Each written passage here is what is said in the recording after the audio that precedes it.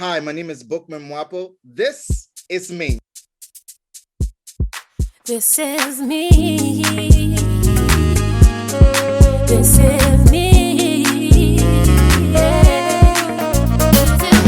Welcome back, ladies and gentlemen. This is your boy D. Curtis. I'm your host, joined by my co-host, Patrick Talker. Yeah, the co-host. I host in the co-host. The host were in a co. Like he the one here, Patrick Talker. I'm the host selling co. I'm Patrick J. Talker with my best buddy D. Curtis, the host, and today we have an interesting, most talented, multifaceted. He's an intellect. He's an entertainer. Somehow he's a philanthropy. He's an all-in-one good fellow, I would say. And I'm talking about the most interesting. It's the Bookman Muapoe. Did I say the name right, sir? Yes, sir. That's it. Welcome to the show, sir. Thank you very much, Patrick. Thank you, Curtis. It's an honor to be here. The honor is all ours. So, Bookman, tell us about this name. How you got this name? What's the meaning of this name? Is it because you like book, or you know book, or your parents wanted to make you to get book, or is it a hard name that they just simplify into Bookman? What is it? Okay, it's a story I love to tell people. Okay. So when my father was a young man and still unmarried, he met my mom. They started dating. At that time, he was into a lot of entertainment stuff like I am now. I like to think of myself as my younger father. So he used to like movies and music, and he even did a lot of choir directing because his parents co-pastored the Logantown Wesleyan Church at the time. So the story behind the whole church, in fact, they built the church. So the story was my grandmother was a barren woman, so she couldn't have children. So she had a special communication with God, and she told him, well, Father, if you help me have children, what I will do as a thank you would be to work with my husband and build a church for you. And God answered the prayer by some miraculous intervention. God answered the prayer. She started having children. She had 3 children before she passed. She had my uncle, she had my dad, and she had my aunt. 3 children, 2 boys and 1 girl. So they opened the church, and so my father was heavily involved in the church and all that, and my mother was even in the choir. So long story short, you know how it is with choir directors and choir. I'm about to say that. I didn't want to be the first to mention, but go ahead. Yes.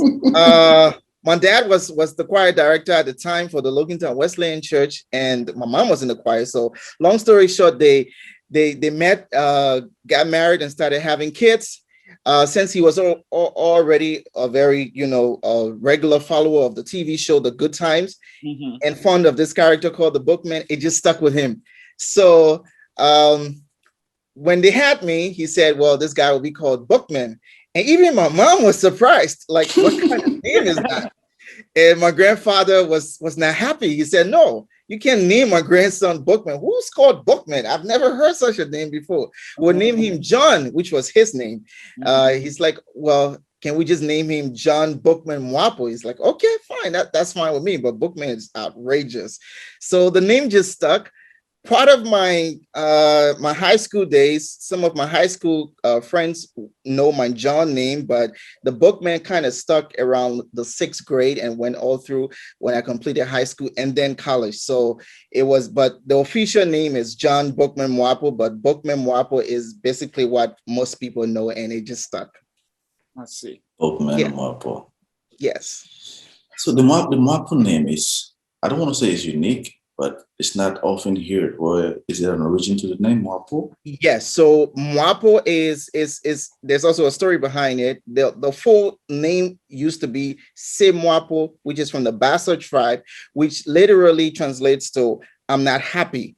So my grandfather looked at the name. He's like, okay, I'm not going to call myself Se Muapoe. I'm not going to say I'm not happy and call my family such a name that, is negative. So he took the I'm not, and he left the happy, which is Muapoe. He's like, okay, this will be our name. And that's how it just, came about with So the basically, family. basically you're happy Bookman. Yes, you would say that. You would say that. Bookman happy. Bookman and happy. So Bookman I happy. guess I guess names do have meanings and implications. And following you, you know, It I'm is. yet to see you sad. You know, every time you're bubbly and happy and all that stuff. I try my best, man. I cry in my closet when nobody's watching. That's the best place to be. So, Bookman, talk to us about growing up as a Okay. kid in Liberia. What was it like? Well, being born, pretty close to the 90s, I was late 80s, early 90s. So that meant being born into the war. So it was pretty rough. Parents moved around a lot within Liberia, not out of the country.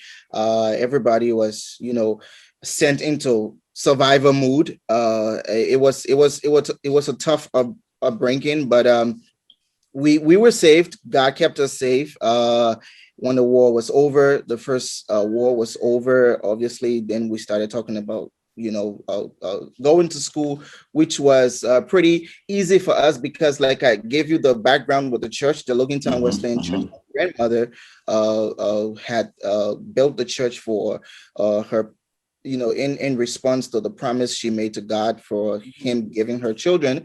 So the church had a school, the Logantown Wesleyan School. So that was easy for me to start my education.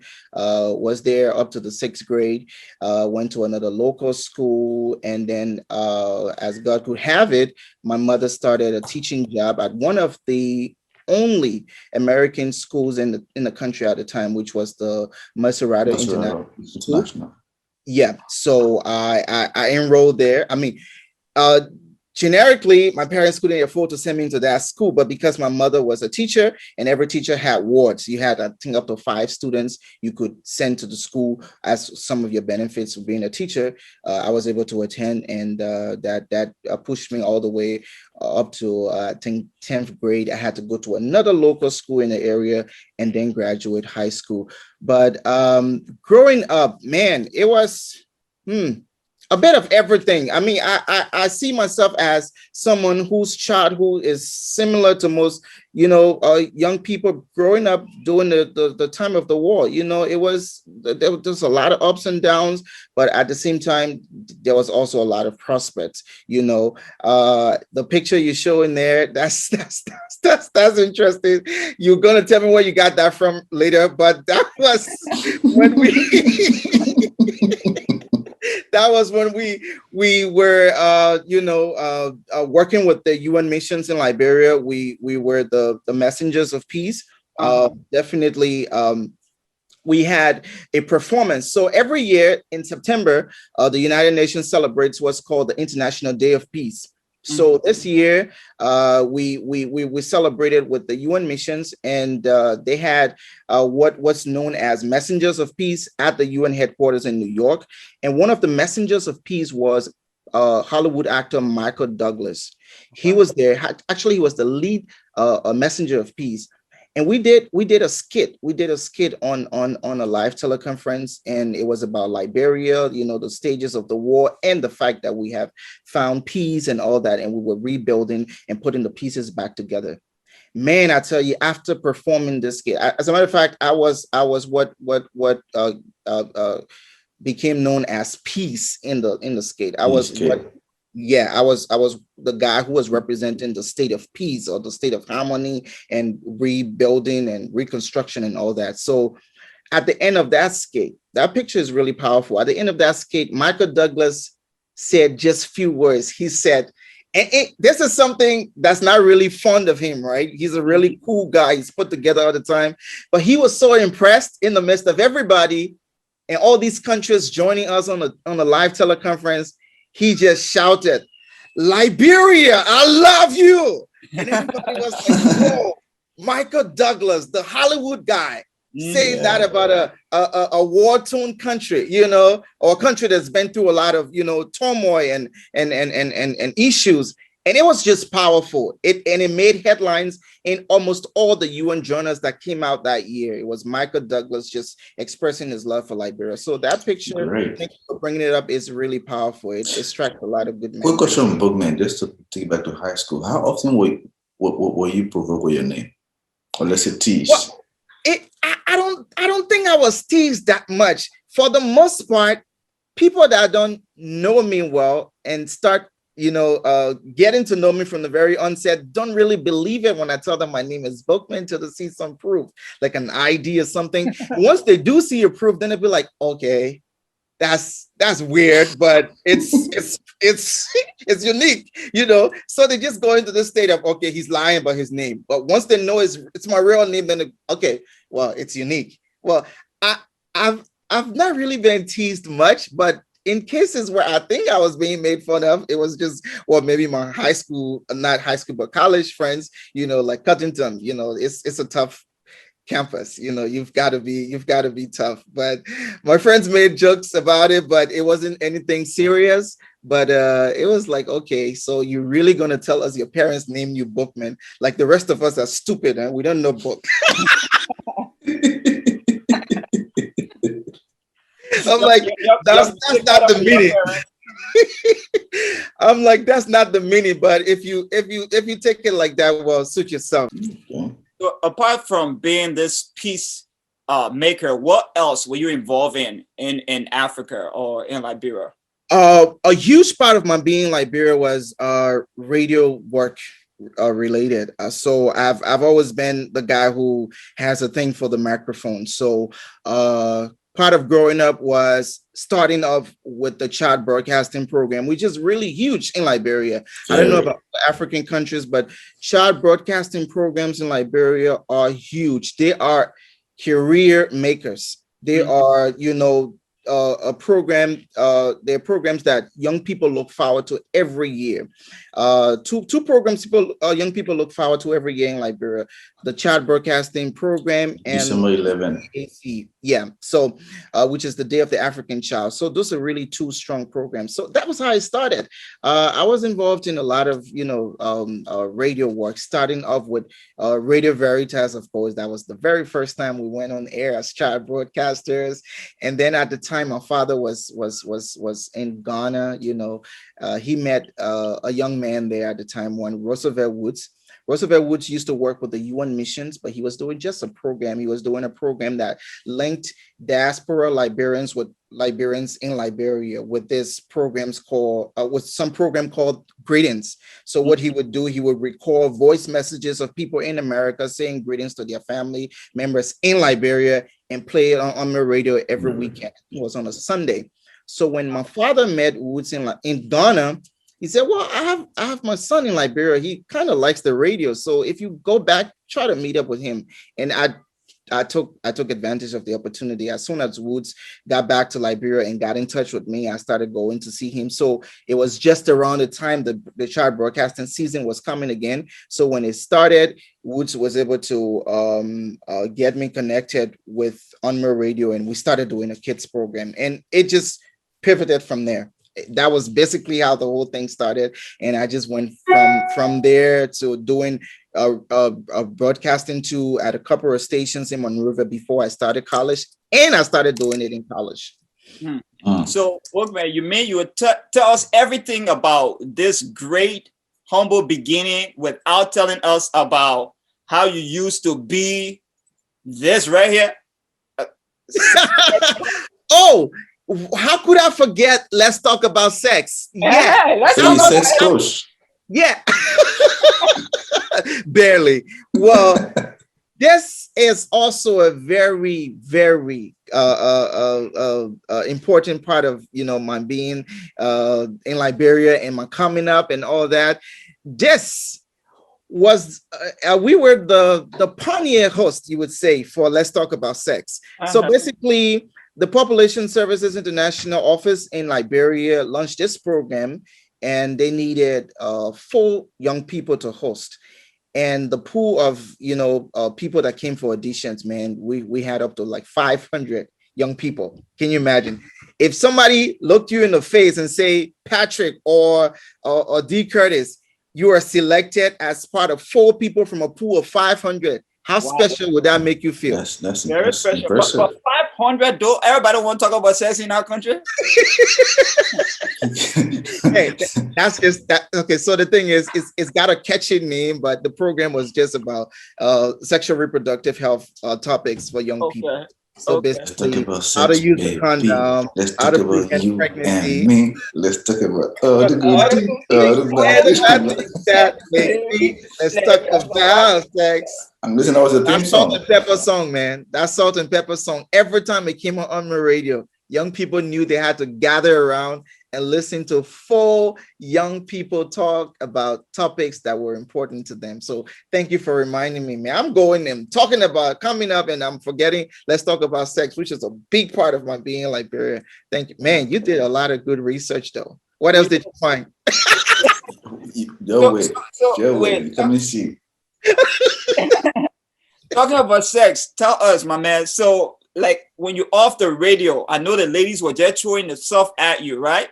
Oh man, by now you know They say yes.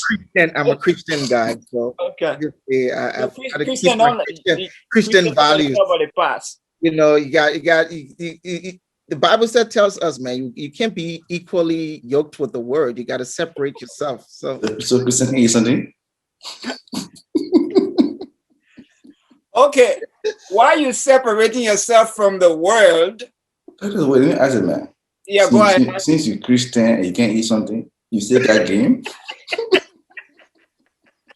I don't think so. I'm just a PK who does his thing, but man, I barely hang out. So I just like Curtis would admit to, you know, it's just the family, work and all that. But hey, once in a while, everybody has to, you know, loosen up a little bit. So yeah, like I said, regular young man growing up, some of the things that, you know, would My man, the question is simple. You had game or you didn't have game?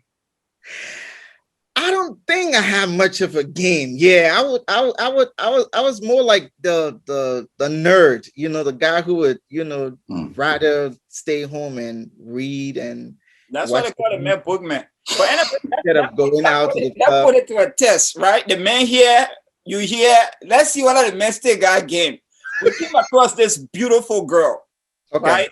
Okay. And it's your first time meeting her. We want you to approach her. All right. Yeah. So let's go. Give it your shot. Let's see. Well, first of all, depending where we're meeting, I would let her know from the very onset that she's a beautiful woman. I would go something like, "What's up?"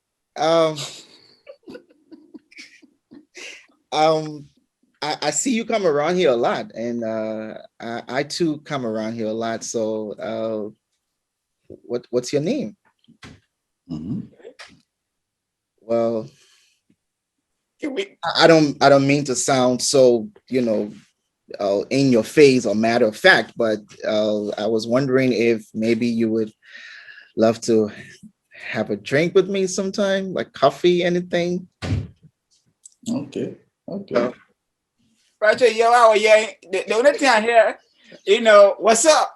You come here around here a lot of time. Me myself, I come here a lot of time. Can we just come here a lot of time together? You and I just be coming around here together. Man, come a lot of time. You guys actually laughing.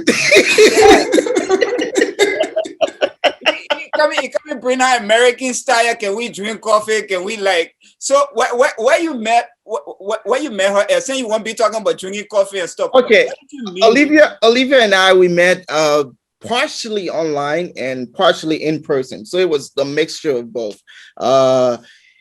It didn't take any root until we met in person, of course. And that was back in 2017, about 4 years ago. And it's just one of those, you know, moments, man. You just know it's the real deal when you see someone. You know, I know as men, as guys, sometimes we'll be like, okay, this is not going to work. We just move on to the next person or what have you. But this was one of those moments when I just knew. I'm like, okay, there is something here. There is, people call it chemistry, right? I'm like, this has got to be it. it has to be this one. So it was easy to get, started from there. And 4 years on, we've got a kid, and now we're thinking about walking down the aisle. Awesome. Amen to Awesome. that. Amen Yeah. to that. Congratulations. Yeah. Yeah. So what will life be without this lady in your life? Oh man, that I haven't really thought about it. I'm thinking She's sitting right next to you, though. I'm thinking somewhere under a bridge, waiting for some government stipend as a homeless man or something. I'm just I'm just kidding, but I'm just saying she's been so much entwined with my life that it's hard to think about life without her. I don't know what's going to happen. Things happen. People move on. New paths are taken, but it's difficult. I don't see any new path being taken right here. Like you said, I don't think so either. You're walking to the aisle. Yep. That's what I see. Look at it. Look at it. Look at it. Laugh. My man, Patrick, not laughing near a woman the day before. My joke, my chicken open up that wow. The man super happy. Man, I never see somebody win $30 million before, but the man looking here say they call him with a $30 million news. That smile is worth even more than 3 million. But I mean, put some respect on my smile, man. Put respect on the man's smile. Exactly what I was to say. The man smiling for a woman. Oh, okay. Respect the man's smile. I'll put it on it. Definitely. Bookman, when you see this picture, tell us about the emotions that run through you when you see this right here. Oh man. Mm-hmm. I see a young family. I see a young family that has a lot of love for each other. And sometimes it's mixed emotions because, to be honest with you, I'm a first-time father, just in case that wasn't clear enough. I had no idea what this was going to be like. I'm like, okay, I've heard stories about how it's cool to be a parent and all that, but being a first-time father, man, in your early 30s, you're like, okay, well, at least I didn't fool around to have kids earlier, but now it's time to be a man. And you're like, okay, am I ready for this? Yeah, I am. I mean, I'm from a pretty much, a family that teaches, young men to be responsible. So yeah, I think I'm ready for it. I've been around long enough to see how two people who really start off loving each other will just run into a roadblock, and before you know it, they're going separate ways. But seeing a family as young as mine growing together, loving each other, it's a great feeling, man. All the time, what was the emotional roller coaster like with you having to have the first baby? Well, it was tough from the beginning. I mean, excited at the prospect. When I got for the first time, when I got told for the first time that I was going to be a father, it was both fear and excitement coming together at the same time. Okay, right in my face, boom! Like, okay, well, just 1 year on in this country, I know I've got plans to do a lot of things, but is having a baby really a part of it? Mm-hmm. Is that what I want at this point? Mm-hmm. And at the same time, I'm like, okay, it has to be a part of it because there's nothing wrong with realizing the dreams you've, earmarked for yourself. At the same time, building a family. So I quickly put myself together and said, well, I'm ready for this. Whatever this is going to be, I'm ready for it. I'm not going to sit here and think parenting is all bread and butter and all, sugary. No, I won't kid myself like that. But I'm sure with the right person, like I have by my side, this is worth going through. So I was ready for it. Yeah. Good to know. Good to know. Great. I was ready for it. Yep. Hope you guys are ready for it. It most of the time, right? Mm-hmm. On serious men, when they get that news, they'll start sweating. All kind of stuff like they going through, like, man, should I deny it? Should I say not for me and stuff like that? But God is responsible. I know. Okay, all right. I think I'm ready for this. Besides, it's hard to deny it in America. Right? Exactly. So They'll connect you to the machine before you know it. Before the baby even cancel or connect you to the machine, they say the baby for you. you are not, or you are the father. You are the I am. I am. Definitely. It sounds like a Jerry Springer show. Exactly. yeah. Well, ladies and gentlemen, we're having a good time. We will be right back. Let's hear from our sponsor. More on Bookman. Your jubilation and celebration. Are you planning a wedding, celebrating an anniversary, or a graduation party? How about that crowd-pulling concert? Book D. Curtis now for an unforgettable experience. With D. Curtis as your master of ceremony, your event is guaranteed to leave an impression. Book now. Book D. Curtis at bookdcurtis2018gmail.com or call 804-714-7850. D. Curtis, your event is his business. Ladies and gentlemen, welcome back. You are watching This Is Me with your boy D. Curtis and my co-host, Mr. Tucker. Tucker, Yes, sir. ready for round two? I'm ready for round two with the man I know book, and the man I let book, and the man I It's eat book. me. My man, I need a copy of that song, my man. I need a copy of that song. Well, we're going to jump right back into it. What is going on between you and YouTube? What happened with you and YouTube?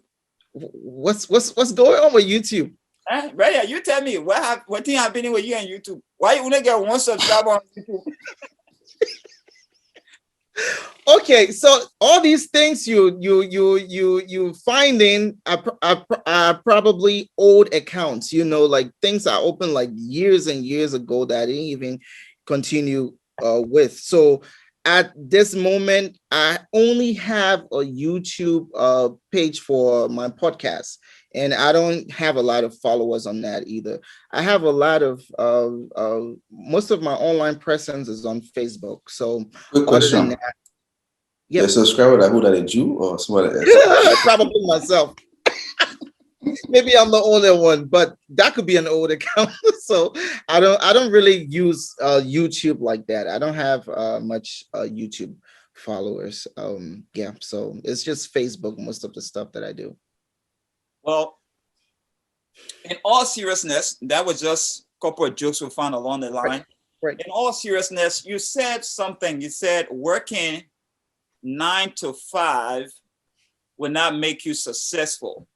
So Yep. if it's not working 9 to 5 for Bookman, what is it? What is that goal? Well, for me, it's a mixture of a lot of things. Success means different things for everybody. What's successful to me may not be what fits the definition for what is being successful to Patrick or D. Curtis. It just means a lot of things for everybody. But the bottom line is, most people would assume that when you say this person is successful, you're talking about people who have attained at least most of their goals in life. You know, people who set out with certain goals and say, hey, I want to do this. I want to be a media mogul. I want to be the best comedian or the best in my game. I want to be the best talk show host. And if you receive if you get the gratification of reaching that goal, then you can say to yourself, well, at least I'm successful, and people too can get the vibe that this is what a successful person looks like. So it's not always financial as people may think. So for me, what makes a person successful is, you know what, getting to do what you want to do in life. You want to be a family person. You want to keep your family together. You want to be the best father or the best mother on the planet, you know, as per your own standards. If that is what your goal is and you reach that goal, you're successful. If you want to do this, you want to do that, whatever you want to do, you reach that goal, you are successful. So it's just based on what each person's individual standards are. What does that look like for Bookman? At this point, success for me would be a few things. Number one, as you may be aware, since last year, I've been working with local authorities and national stakeholders as well in Liberia to build what would be the very first podcast studio. If you've noticed, one trend in Liberia of recent is the fact that we have a lot of super talented um, spoken word artists. They are popping up everywhere. Like every time you turn something on from Liberia, you will see some kid doing something exceptional with spoken word poetry. And that is something that's also trendy around the world. I mean, look at Amanda Gorman. Who knew she would have been the very Exactly. first and the youngest, poet at a United States inauguration? Inauguration. Nobody knew. I mean, with all the stuff she did before, she wasn't that popular, but that just blew her to the world. And it was because of, poetry and, all these different things. So I think we can tap into that potential in Liberia, because there is room to do a lot of work in that area and eventually just create a multi media company that branches into a lot of things. So that would be some level of success for me. Another level of success would be getting all the stuff I've personally uh, uh, uh, uh, asked myself to work on, and some of these things may be too personal to say on air, but at the end of the day, like I said, once you set your goals, you reach these goals, there will be hurdles, of course. Once you can get over those hurdles and get to where you want to get, that's what success looks like for me. So this is what you want to set up in Monrovia. That's what you're saying. Definitely, that's a sample of what the studio will look like. Yep. This is beautiful. Actually, it's going to be in Buchanan. Buchanan, okay. Yes, it's going to be in Right. Buchanan. The first studio will be in Buchanan. Right. Mr. Muapoe, Muapoe, yes. you wear so many hats perfectly. You're I tried to. bookman, the entertainer, you're bookman, the bookman, you're Mhm. not bookman, the father. Tell about Bookman, the philanthropist. How did it Okay. start? Okay. That started a while back. Some of the things that we did for some people that were in need, we couldn't just say, and for good reasons. But it actually took off in a more forceful format when a Liberian artist, got kicked out of his apartment. And it was quite surreal for all of us, being followers of Liberian entertainment. I felt bad about it. It had nothing to do with having some spare change or anything like that. It was just basic human instincts. It was Chilakunani, actually, in person of Chilakunani. This guy, he's been a good, artist doing his thing. He even went to the same school as I did, Cuttington. And so when he got kicked out, I personally spoke with Lincoln Ward. I told him, I said, Lincoln, hey, this doesn't look good, on Chilla. So how about we just put something together and get him to find somewhere to be in the meantime, or even if he's with a family, at least something to be in his pocket while he's finding somewhere new to live. And Lincoln said, well, that's a good idea. What do you suggest? I said, let's open a GoFundMe. He said, oh, I love it. Let's do it. I said, okay, you've been doing this for the longest, so go ahead and do it. And he went right ahead and opened the GoFundMe. I threw the first 500 in it. And he was like, you're serious? I'm like, he's like, did you just throw your whole rent in the I'm like, no, let's help. Let's get people to know we are serious about You're helping. serious about it, yeah. And that was it. We didn't raise much. We raised a little under $1,000, but that was how it started. And then other things started popping out after that. It was the heat of the coronavirus, and so people were in dire need of certain things, and that's how we just started, giving the little we have available. The next one was a fellow from Cottington as well, who said, well, I'm doing a book. I've written a few people in government. I've written some people I think might be able to help, but I'm not hearing much from them. Can you help me? I told him, I'm like, okay, what do you need? He's like, I just need someone to sponsor the launch of the book. I said, okay, I'll send you $1,000. He couldn't believe it. He's like, okay, maybe this is one of those promises people will make because they live in America and don't do it. Uh-huh. Well, and before the date I give him, I send him the money, and up to now, and that guy's like, my man, I can't believe you give me $1,000 for my book. Government officials couldn't even give me 10% of that amount. I'm like, this is a movement. This got nothing to do with me having a lot of money. If it's not obvious by now, I don't. But this is a movement of young people coming together for each other, for one another, because for too long we've been, a generation of young Liberians who would just, want to talk about what the government is doing for us and not talk about what we can do for ourselves. Like if we need to control number. Right, exactly. We just want to talk about what the government is doing for us and talk about politics day in, day out. It is not helping us at all. I think there's a lot of potential within ourselves. There's a lot of prospects we have, but we need to be supportive of one another. So I am very, very convinced of that, notion that we can make the change ourselves. And that's basically how it started. And man, God has been, it's hard to say, super faithful and just blessing us. And it just, one way or the other, the funds just keep coming, and we just keep doing as much as we can. What does scripture say? When you give, God will give back to you, pressed down, sticking together, running over. Say, just running over from what you're running over. Yeah. Amazing. It's just running over. The only thing I'm thinking, I don't know, Patrick, if you're thinking what I'm thinking. At the IRS coming from me. Name 2 people that he supported from Cottington. And also supported Icon, Alex Divine, who's also from Cottington. I think I'm gonna go to Cottington. I gotta go register Cottington tomorrow. I'm telling you. It's not just a Cottington thing. The Big Brabby program, so they were struggling, Cottington links too. Yeah, they're very not necessarily. At the very end of their first season of the show, and being the first reality TV show in Liberia, I spoke with some of the organizers. I said, what are some of the things you need right now? And they're like, well, one of the pressing things we need, we don't have all the money we say we will have for the winners. So I'm like, okay, how about throwing $1,000? Oh, that would be great. So and I did that. They're making beamer from the start. Right, exactly.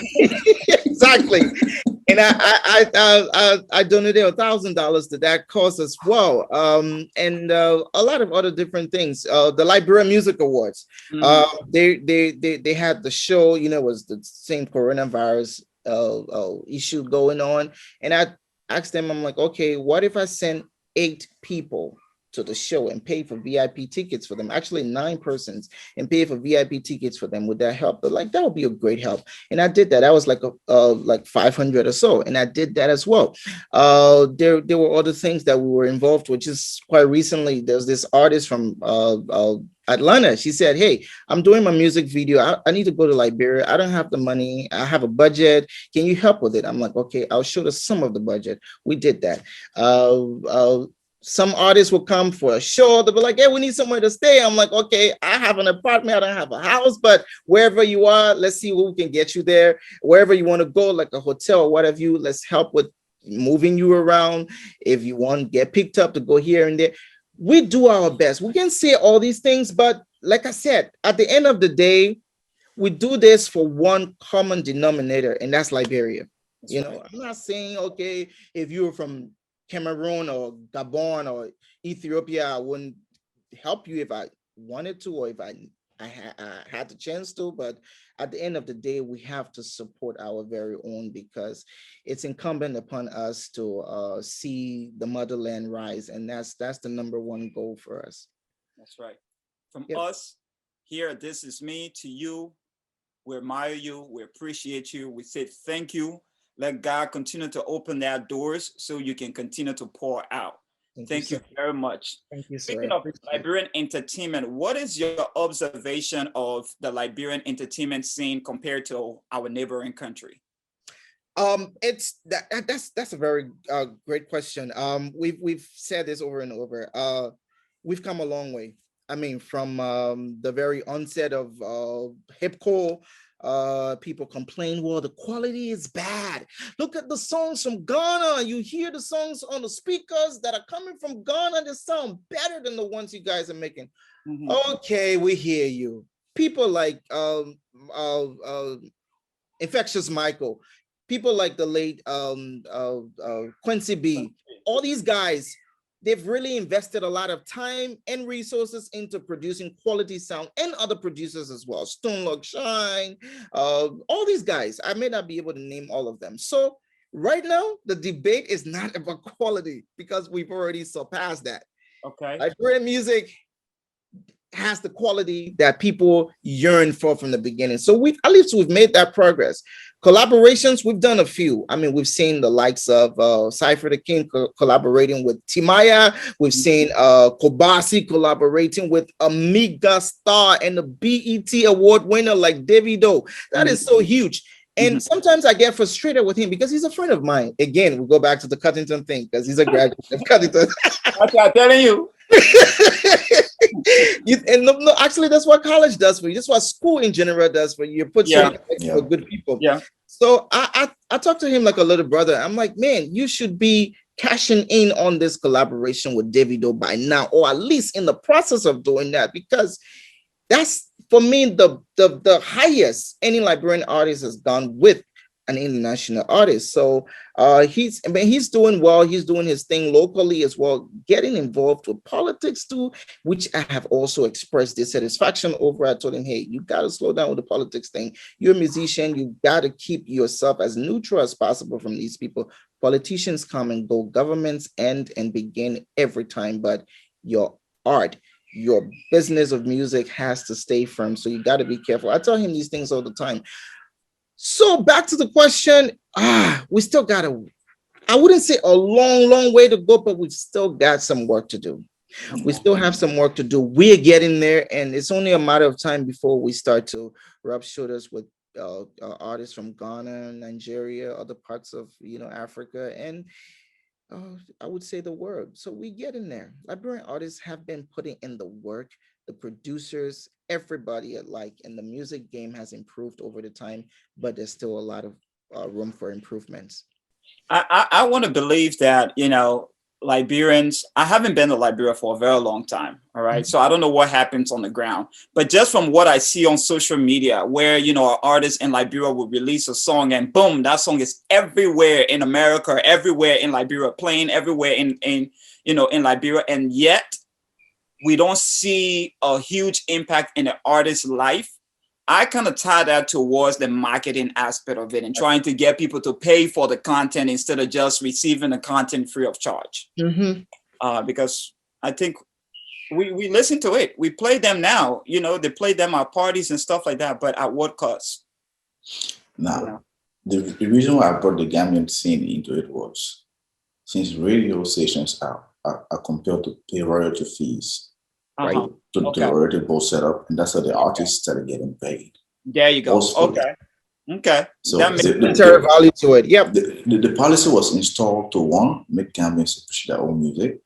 Yep. Two, make the radio station accountable to the artist. And makes then the more, even though it's not nice to listen to, but the more you listen to it, you kind of start to soften to it, and then it's happening at parties and at events.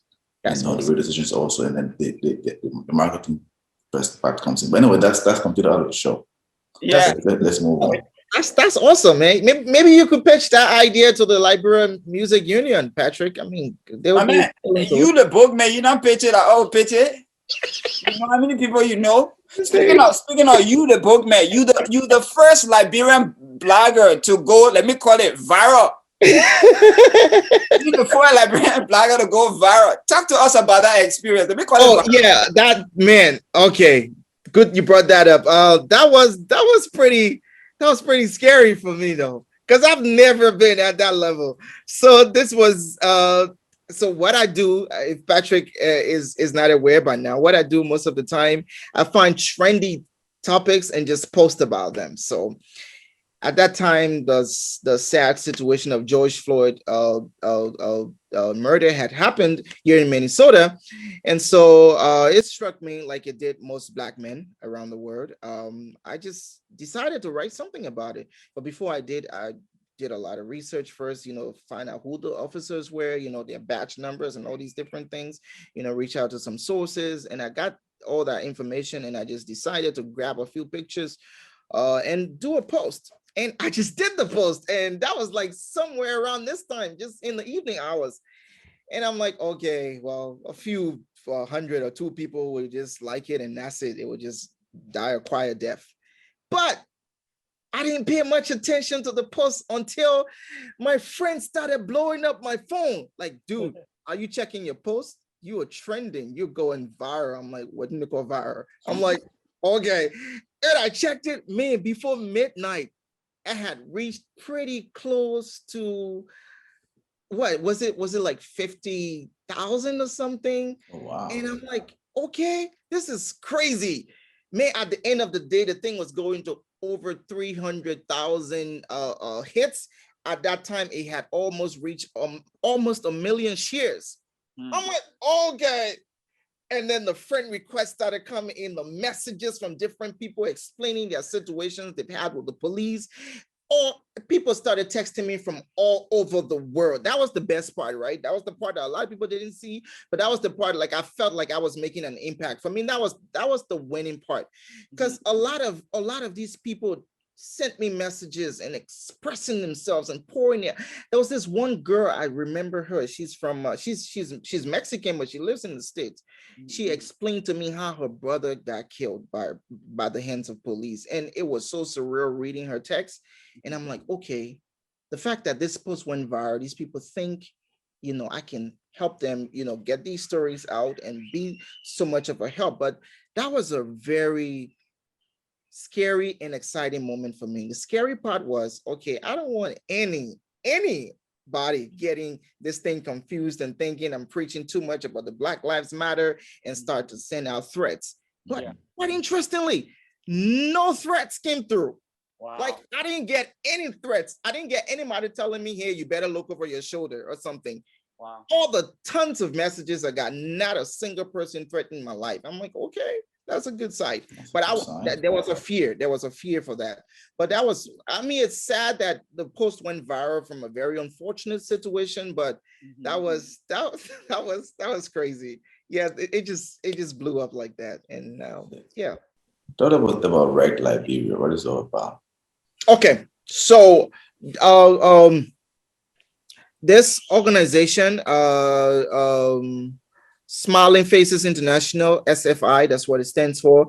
They have this every year. They have the writing competition every year where they bring out young writers.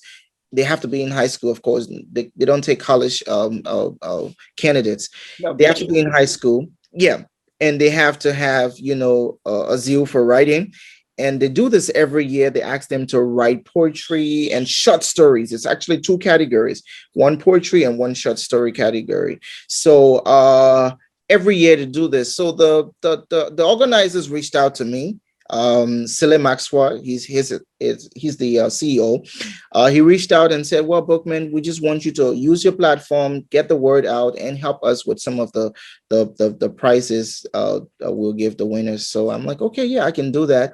I got involved with it, got one of my friends, to also get her voice on it. Elsie Sadie, she's also from I keep going back to Cuttington, right? I'll tell you, Patrick. Okay. I'm on the post side right now. I will register. When I go like my whole life is surrounded around Cuttington.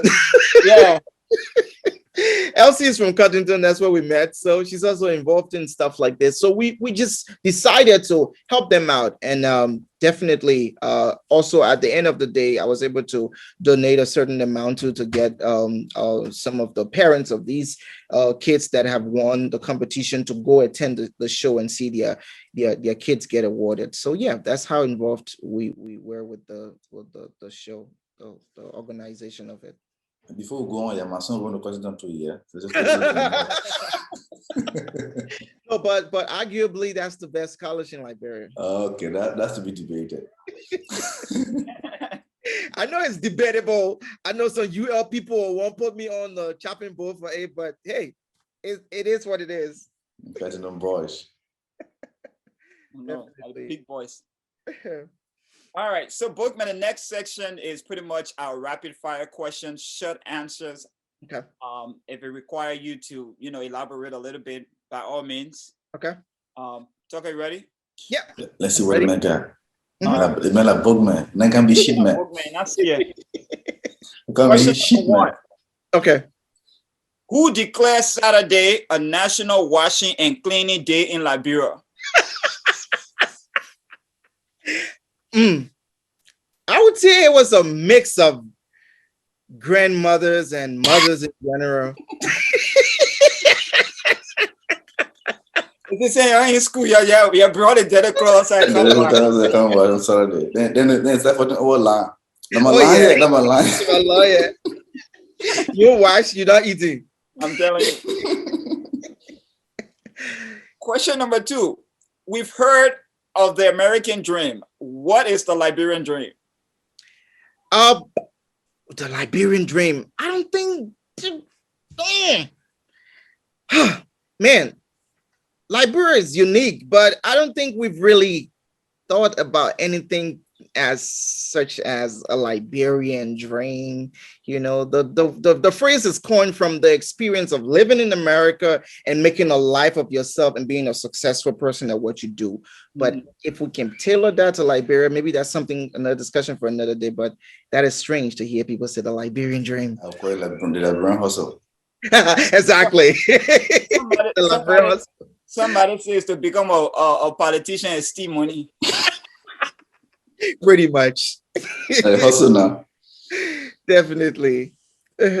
What is that one thing that you cannot go through an entire day without doing? Looking my son in the eye and telling him I love him. I do that every day. I That's do so it sweet. every day. That's yeah. Being a Good, dad. good. Being It's a new dad. Yeah. That's amazing. Liberians blogger versus Liberian artist. Who makes the most money? Nobody makes money in Liberia. All right. So yeah, the message I'm making money. Let me see. Nobody makes money in Liberia. What is always coming but never arrives? Stimulus check. I love that. I love the answer. I love that answer. But at least we got the first one though.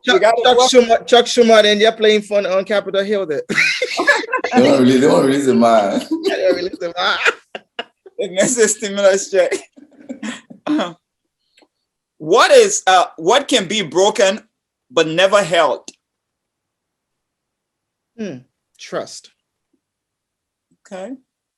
You can get your trust broken, but it's not something tangible to hold and all that, but it can be broken. Great. What makes your wife happy? That's a tough one. Posting her picture on Facebook? No, that's the least of it. Just being the all-around guy, doing the groceries if I have to, helping with the dishes if I have to, taking the kid out for a walk if she wants to get some peaceful rest and stuff like that. So just being the all-around guy and father and family guy, it just puts an icing on the cake. So it's really a mix of all those things. Yeah. Cool. Great. Yeah. Patrick, you got anything else to say? Yeah, Mr. Bookman. Well, let me just say I've been impressed so far. I getting to know you, but I just got one question. Okay. Since they're cutting on board all over the country now, you have any intention of entering politics too? Oh yeah, definitely. That's been one of our goals. We're looking at local leadership first in Grand Bassa. That's been something I've been working toward. But like I tell people, I don't let it overshadow all the other things that are more important. You don't have to make a difference on Capitol Hill. You don't have to make a difference in the executive mansion. Those are good places to be. Those are decision-making places to be. But you can make a difference from your little corner. You can make a difference from whatever thing you want to do. Like we're talking about this podcast studio that we're going to put right in the heart of Buchanan and start a multimedia company from there. That is a difference that nobody can stop us from making, whether or not we have a seat at the table. Yeah, but it's within the limelight. Yep. Good to know. Awesome. Yep. Any last words for our viewing audience? I'm honored, and I appreciate the fact that you have this program. I look forward to getting to know more people on other editions of it and all that, and seeing what everybody is doing collectively for the motherland, and improving as many lives as possible. I'm honored, and I look forward to always following, and I sure will always follow the show and see all the other great personalities that you will have come on. So I am super excited for this opportunity. Thank you, Patrick. Thank you, D. Curtis. And this, man, I can never repay you guys for this. Whoa, ladies and gentlemen, there you have it from Bookman. Don't just watch, share, click, and subscribe to the channel. We'll see you next time on This Is Me. Bye-bye. Hey, wait, before you leave, wait a minute. Can you please subscribe? Hit the subscribe button and share it with somebody, please. Thank you. Yeah, thank you. This is me. This is me. Get to know who I am from me, 'cause this is me. Do you wanna know? Are you really sure? I'm beautiful. So who is the one person you would love to see on This Is Me? I don't want to say somebody from Cuttington again, because it would be Bookman, it would be very biased, because everything about this show has been some kind of like. Go ahead. We just started the edition of Cotton University Special. He said we're starting to continue the president special. Yeah. But on a serious note, I would love to see you talk to a friend of mine called Daniel Gayflow. He's a very promising young man with a lot of things going on. It would be a really great honor to see him come through as well.